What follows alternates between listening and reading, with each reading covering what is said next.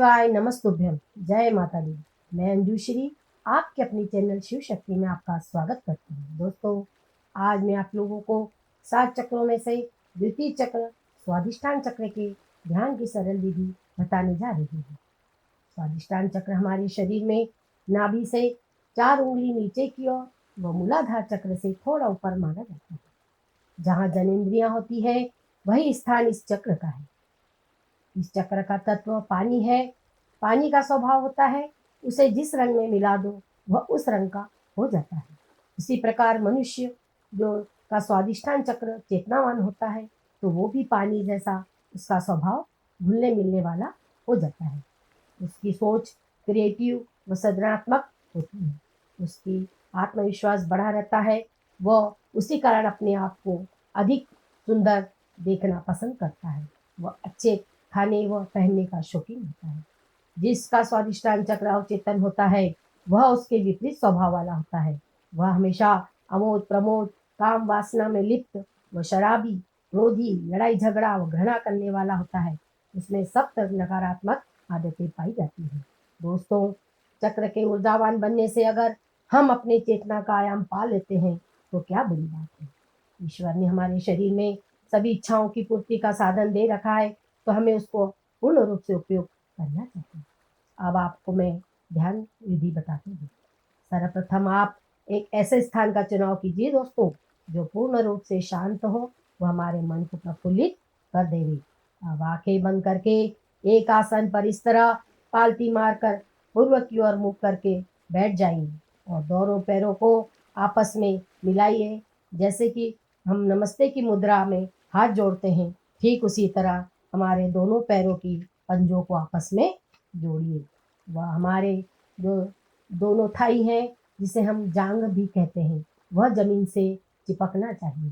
कहने का तात्पर्य है कि जांघों पर थोड़ा खिंचाव होना चाहिए। आप एकदम सीधे और कड़क पीठ रखें और आपके दोनों हाथों के अंगूठे अंदर हथेली में स्पर्श करते हुए मोड़े व चारों उंगलियों को खुली रखें। दोनों हथेलियां एक के ऊपर एक पेट के सामने रख लेंगे।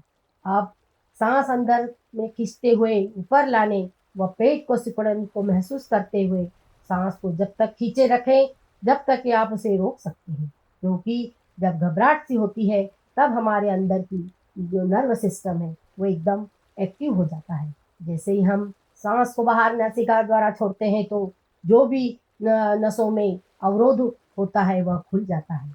इसलिए सांस को रोकना फायदेमंद होता है। आप अपने शरीर को ढीला छोड़ दीजिए और चक्र को अवचेतना से चेतनावान की राह पर हो जाता है और हम एकदम से तरोताजा महसूस करते हैं। इस प्रक्रिया को कम से कम 10 बार करें दोस्तों, ताकि चक्र का ध्यान हम जब कोई करते हैं उसमें ना तो कोई रुकावट हो और ना ही हमारे मन को अशांति महसूस हो।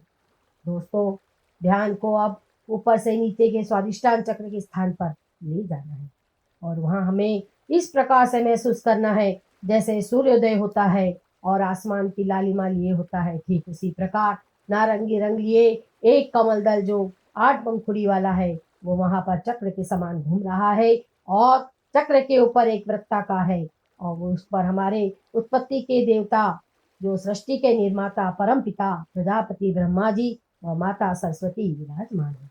दोस्तों, जैसे कि सृष्टि का निर्माण करते हैं ठीक उसी प्रकार स्वादिष्टान चक्र के चेतनावान होने से हम एक संस्कारी गुणवान और सृजनात्मक आत्मा को जन्म देते हैं।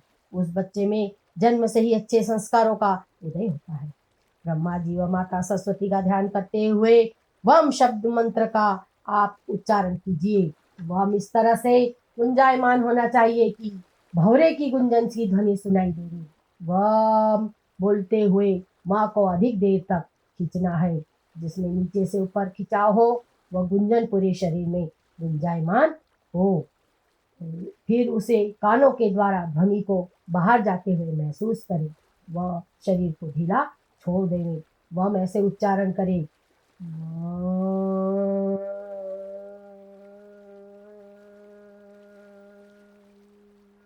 फिर वही क्रिया दोहराए। दोस्तों, आप देखेंगे आपको 21वें दिन में ही अपने आप में बदलाव महसूस होगा और आप आत्मविश्वास पूर्ण रूप से विकसित हो जाएगा। दोस्तों, अगला एपिसोड में प्रति चक्र मणिपुर चक्र के ध्यान के बारे में बताएंगे। मुझे विश्वास है आप इसी तरह मेरा हौसला बनाए रखेंगे व शेयर इस एपिसोड को करेंगे और सब्सक्राइब भी करेंगे। जय माता दी, श्री शिवाय, नमस्तुभ्यम।